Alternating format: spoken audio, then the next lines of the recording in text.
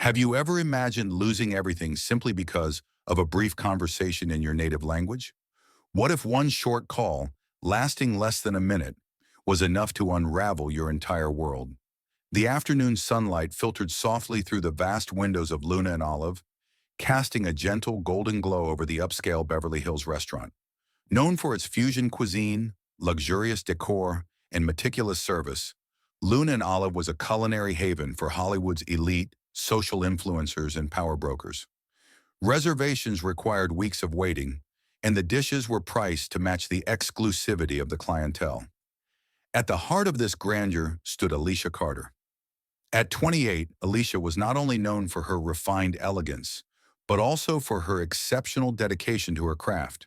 Her graceful movements as she set tables, her polite nods, and the genuine warmth of her greetings made her an indispensable figure at Luna and Olive. With her uniform always immaculate and her demeanor unshakably professional, she seemed to personify the sophisticated atmosphere of the establishment. However, beneath her serene exterior was a woman of profound depth and quiet dreams.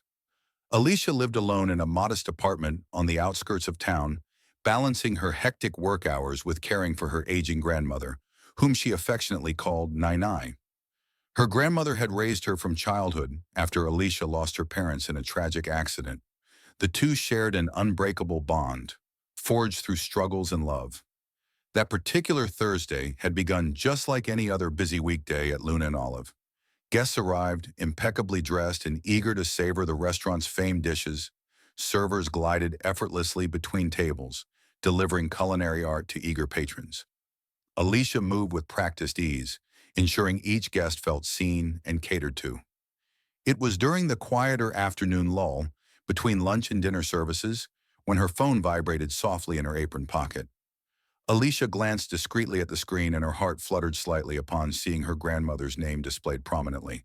It was unusual. Her grandmother rarely called during Alicia's work hours unless something urgent had arisen.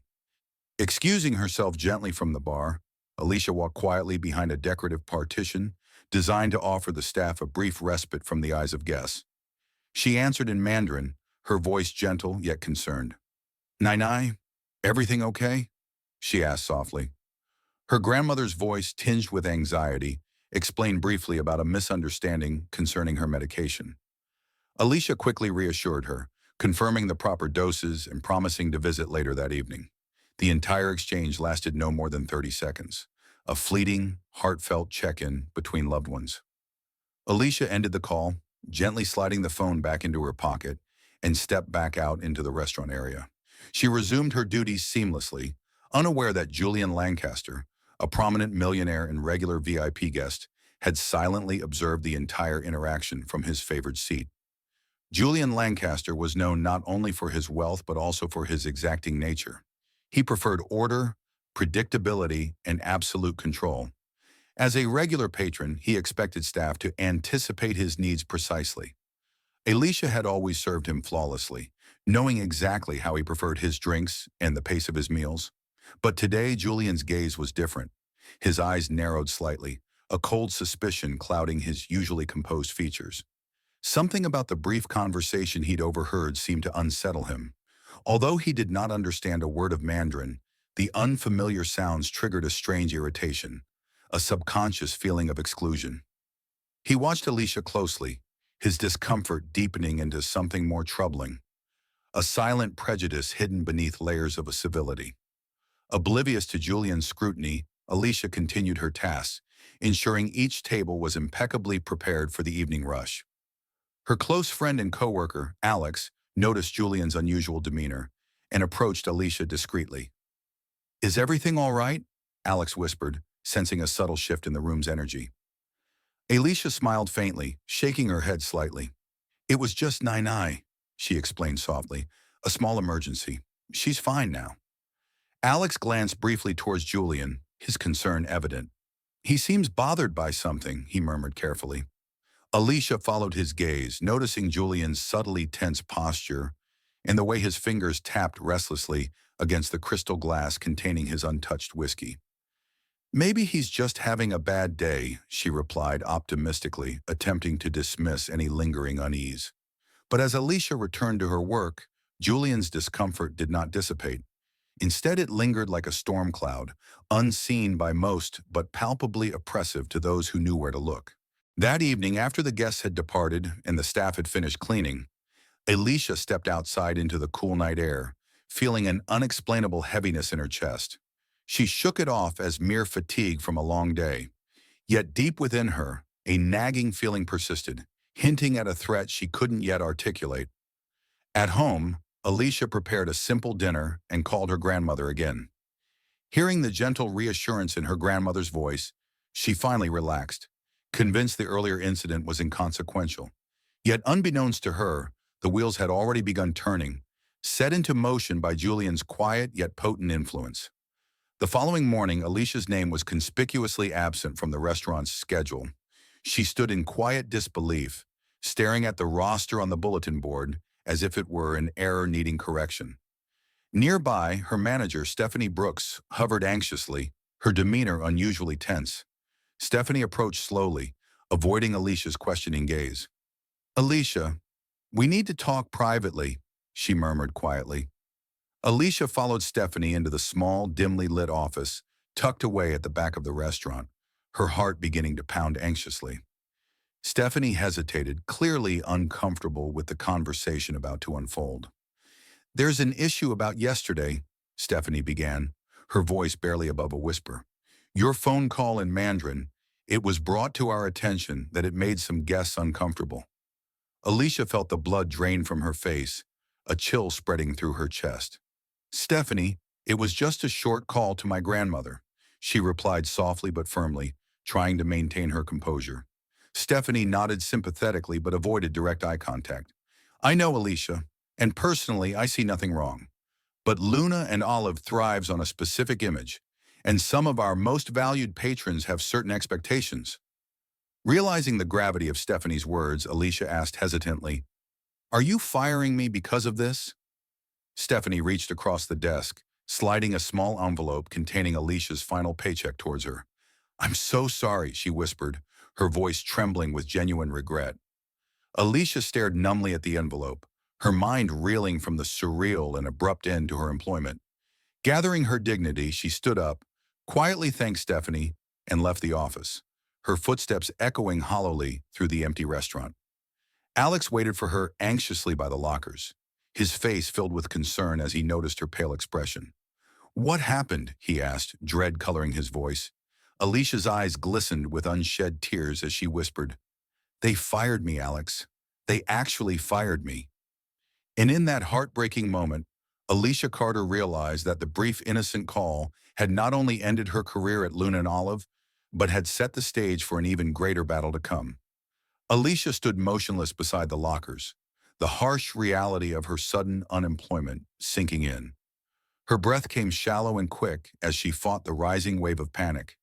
Everything she had worked for, her stability, her sense of security, was gone, stripped away by the whims of a single powerful individual. The weight of injustice pressed heavily upon her. Alex reached out gently, placing a comforting hand on her shoulder.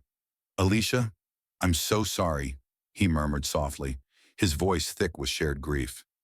"They can't just do this. Not over a phone call. It doesn't even make sense."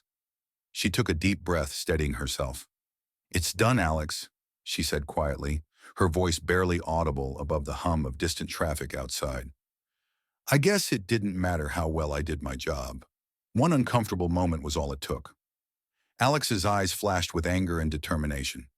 "But it does matter. It matters to me, and it matters to the rest of us here. We can't let this slide.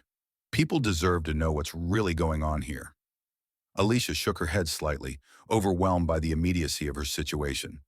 "I appreciate that, Alex, but I don't know if fighting will help or just make things worse." "Maybe," he admitted reluctantly, "but saying nothing definitely won't help. You deserve better than this." Alicia sighed deeply, weighing her friend's words carefully. Deep down, she knew Alex was right. She had spent too many years quietly accepting injustice, believing it was simply the price of keeping the peace. But something about this particular humiliation felt too heavy, too personal to ignore. Still, she hesitated, fearful of the consequences.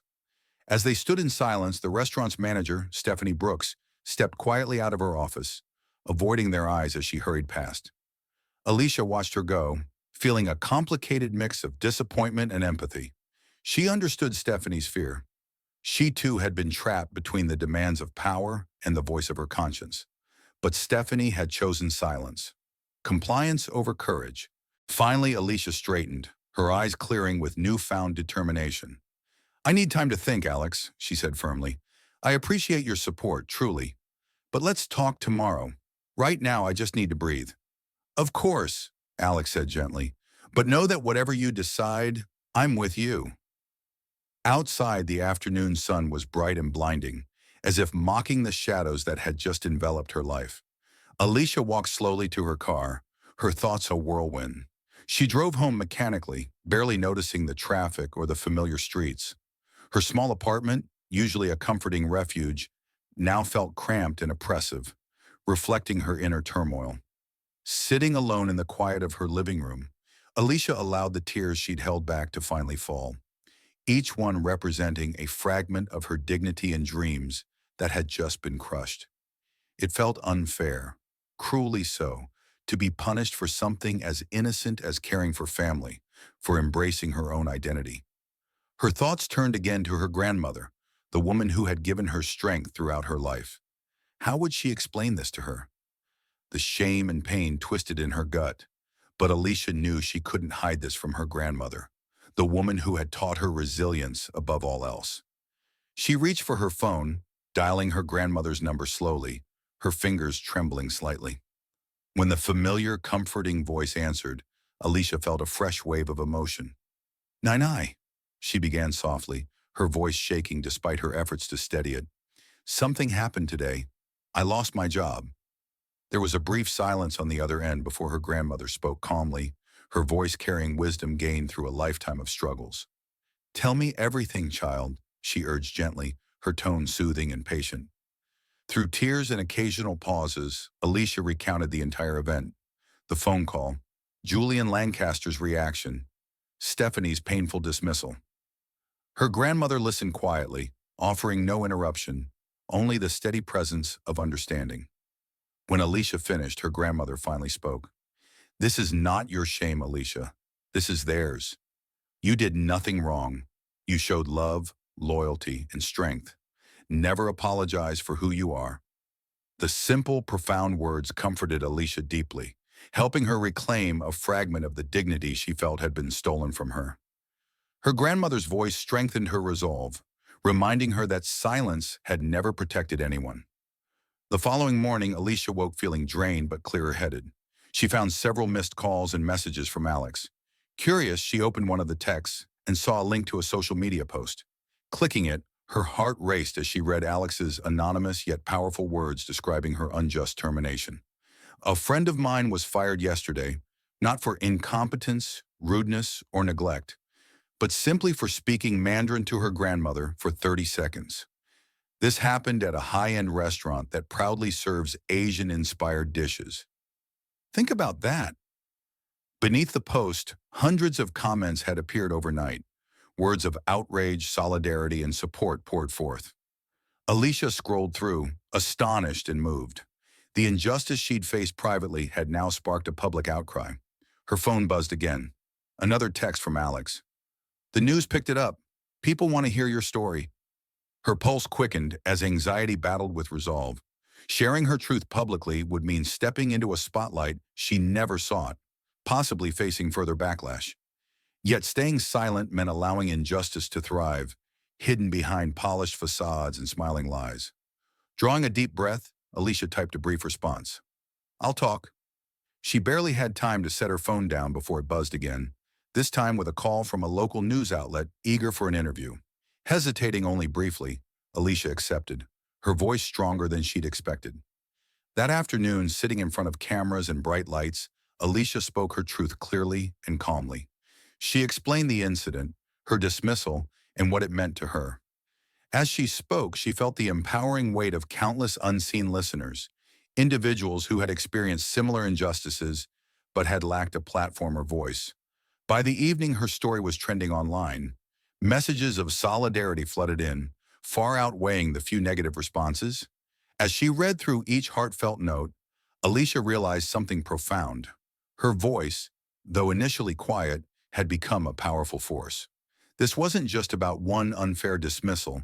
It was about systemic prejudice hiding behind comfortable ignorance, about power dynamics that allowed the wealthy to dictate even basic human interactions. It was about speaking up, not just for herself, but for everyone who'd ever been silenced. Alicia's ordeal had sparked a conversation long overdue, challenging a system that thrived on silence. And as night fell again, Alisha knew this battle was far from over. But for the first time, she was ready to fight, armed with something more potent than anger or bitterness. She had truth, courage, and the collective strength of thousands standing behind her, ready to support every step forward she would take. Have you ever witnessed one quiet voice ignite a wave powerful enough to challenge the status quo? Can a simple act of speaking your truth truly reshape your world and the worlds of countless others? In the days following her courageous interview, Alisha Carter found herself at the center of a whirlwind. The news segment went viral, quickly amassing millions of views across various social media platforms. People from all walks of life resonated deeply with Alicia's experience, seeing in her story reflections of their own silenced truths. She had unintentionally become the face of a much larger movement, speaking for those who had been pressured into silence. The outpouring of support overwhelmed Alisha initially. Each morning, her phone buzzed endlessly with notifications, emails, texts, direct messages, all filled with heartfelt thanks, encouragement, and solidarity. She scrolled through countless personal stories from others who had faced discrimination at work due to their language, culture, or ethnicity. Reading these stories, Alisha felt a powerful wave of connection, recognizing that her singular voice had echoed loudly into the collective heart of a community desperate for representation. Yet along with this newfound support, there came challenges. Harsh criticism from certain corners of the internet emerged, calling Alisha overly sensitive or accusing her of fabricating details for attention. Some of these messages were painful, designed to break her resolve. But each negative comment was swiftly drowned out by 100 voices rising fiercely in her defense, forming a protective barrier around her spirit. Amidst the storm, Alisha decided it was time to visit her grandmother, her Nai, whose wisdom had always been her anchor. She drove quietly to her grandmother's small, cozy home, nestled in a modest neighborhood on the outskirts of the city. Entering, she was immediately enveloped by the familiar scent of jasmine tea and freshly baked buns, instantly comforting her troubled heart.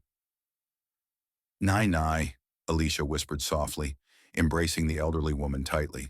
Tears gathered in her eyes, tears of gratitude, exhaustion, and hope all at once. Her grandmother gently cupped Alicia's face, looking deeply into her eyes. My brave girl, she murmured warmly, pride radiating from her tender gaze. Your voice has always been your greatest gift, and now the whole world can hear it clearly.